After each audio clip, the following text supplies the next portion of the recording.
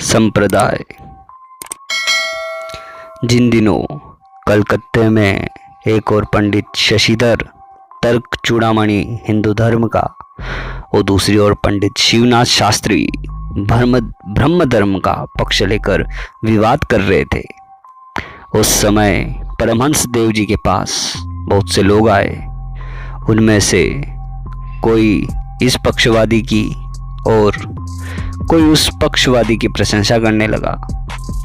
परमहंस देव जी सबकी बातें सुनकर बोले, मैं देखता हूं कि मेरी सच्चिदानंदमयी माता दोनों दलों से अपना कार्य सिद्ध कर रही है। प्रश्न, हिंदुओं के बीच तरह तरह के धर्म प्रचलित हैं, उनमें से हम किसको माने? परमहंस देव जी का उत्तर, पार्वती ने श्री शंकर जी से पूछा, भगवान सच्चिदानंद का आरंभ कहाँ है? महादेव जी ने कहा, विश्वास में। तात्पर्य यह है कि धर्म भेद से कुछ नहीं होता। जो जिस धर्म का मानने वाला हो वह विश्वास पूर्वक उसी का अनुसरण करे। प्रश्न, धर्म कभी कभी विकृत भाव क्यों धारण करता है? परमहंस देव जी का उत्तर, हाँ, आकाश का जल तो स्वच्छ होता है, पर छत और पनारे में बहते ही वह मेल से मैला हो जाता है। धर्म की बात करना आसान है, पर उस पर चलना कठिन है।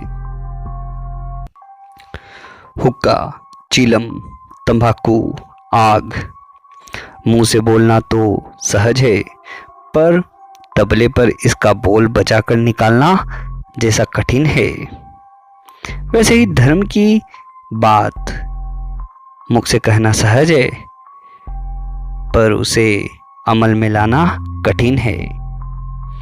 मुंह से बार बार ढोल ढोल कहने से ढोलक से कभी एक आवाज भी नहीं निकलती।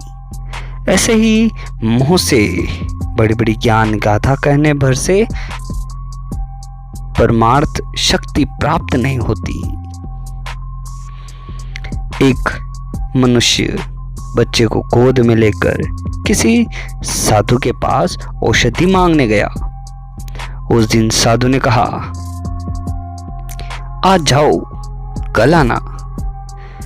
जब दूसरे दिन वह आया तब साधु ने कहा, इसे गुड़ न खिलाओ तो यह लड़का अच्छा हो जाएगा। यह सुनकर उस मनुष्य ने कहा, आपने यह बात कल ही क्यों नहीं बता दी? साधु ने कहा, कल मेरे पास गुड़ था। लड़का गुड़ का नाम सुनता तो मुझसे मांगता। तात्पर्य यह है कि साधु लोगों का काम देखकर अक्सर मामूली लोग भी उसकी नकल करने लगते हैं। दूसरे से जैसा कराने की इच्छा हो वैसा पहले आप को करना चाहिए। बालकों के हृदय को ईश्वर की ओर झुकाओ। कच्चा बांस आसानी से झुक जाता है और पक्का बांस झुकाने से टूट जाता है। आम का पका फल भगवान को चढ़ाया जाता है और दान आदि दूसरे कामों में भी लाया जाता है, पर एक बार कोए के चोंच मारने से वह किसी काम का नहीं रह जाता, क्योंकि अशुद्ध हो जाने से न भगवान को चढ़ाया जा सकता है, न ब्राह्मण को दान दिया जा सकता है और न खाया ही जा सकता है। ऐसे ही पवित्र चित्त वाले बालक या युवा को धर्म मार्ग पर ले जाना आसान है। इसलिए बालकों को ईश्वर की ओर ले जाने का यत्न करना चाहिए, क्योंकि उनका मन विषय वासना से दूषित नहीं रहता। परंतु यदि एक बार भी उनके मन में विषय बुद्धि आ जाती है अथवा स्त्री रूपी राक्षसी उन्हें अपने फंदे में फंसा लेती है तो फिर धर्म पद पर लाना कठिन हो जाता है। प्रश्न, आप लड़कों से इतना प्रेम क्यों रखते हैं? परमहंस जी का उत्तर, बालक 16 आने अपने मन में मगन रहता है। जब उसका विवाह होता है तब 8 आने स्त्री में बढ़ जाता है। लड़के होने पर 12 आने चला जाता है। फिर बाकी 4 आने माता पिता, आदर सम्मान, अहंकार और छेल चिकनाई में धीरे धीरे बढ़ जाता है।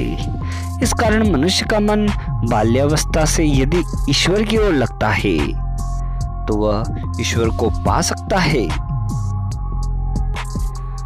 संसार में लिप्त पुरुष धर्म के विषय में भी कपटी होते हैं। स्प्रिंग लगी गद्दी पर बैठने से गद्दी लचकती है और उससे उठने पर वह फिर उठ जाती है। इसी प्रकार संसारी मनुष्य जब धर्म की चर्चा सुनता है तब वह थोड़ी देर के लिए तो धार्मिक बन जाता है, पर संसार को घुसते ही फिर वह सब भूलकर ज्यों का त्यों हो जाता है। लोहार की दुकान में लोहा जब तक भट्टी में रहता है तब तक लाल रहता है, पर बाहर निकालते ही वह काला पड़ जाता है।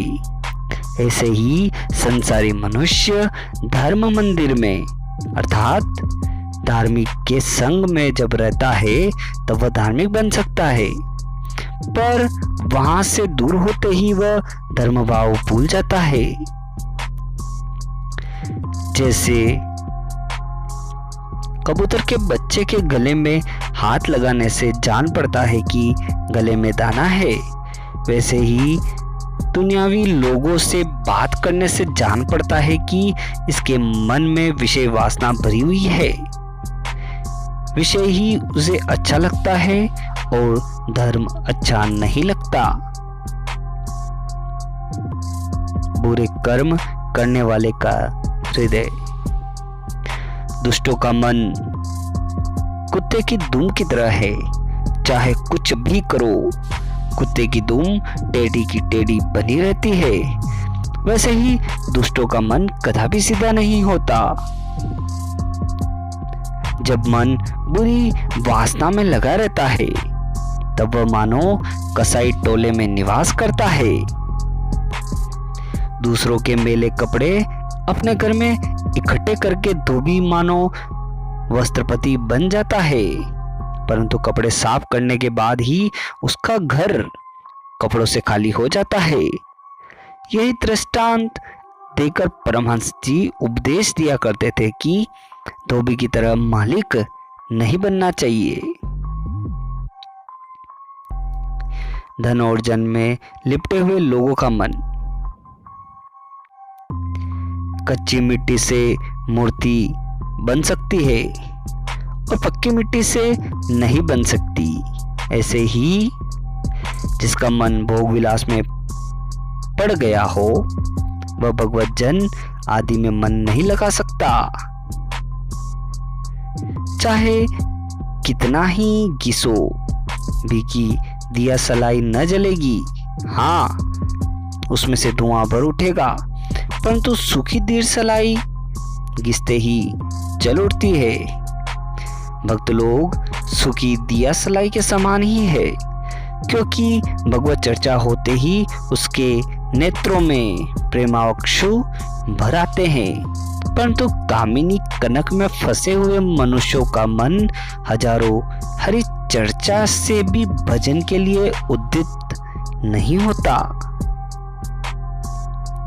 घोर संसारियों का हृदय ईश्वर की कृपा से मौका पाकर भी कम पलटता है।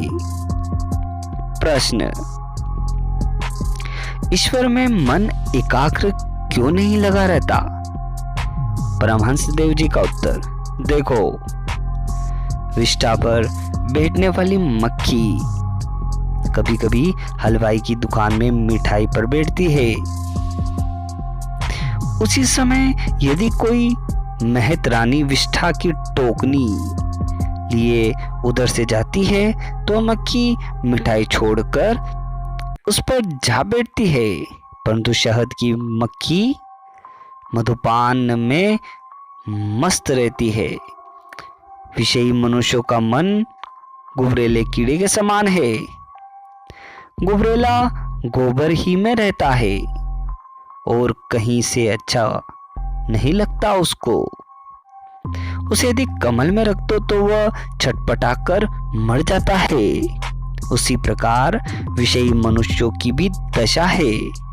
विषय छोड़ उन्हें और कुछ अच्छा नहीं लगता।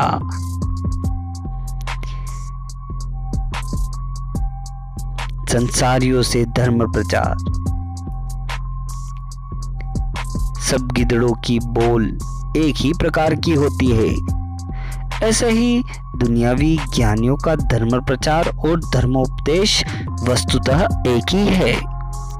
गिद्ध बहुत ऊपर उड़ता है, पर उसकी दृष्टि हड्डी फेंकने के स्थान की ओर रहती है। ऐसे ही पुस्तक पढ़कर अनेक पंडित बड़े ज्ञान की बातें चाहते हैं, पर उनके मन के भीतर चावल, केला, धन, दक्षिणा और आदर इत्यादि के पाने की इच्छा जमी रहती है। संसारी मनुष्य का मन मक्खी जैसे कभी फोड़े पर बैठती है तो कभी देवता के नैवेद्य पर बैठती है। ऐसे ही संसारी मनुष्य का मन कभी धर्म चर्चा करने में लगता है और कभी स्त्री तथा सोने के विषय में बिल्कुल मग्न हो जाता है।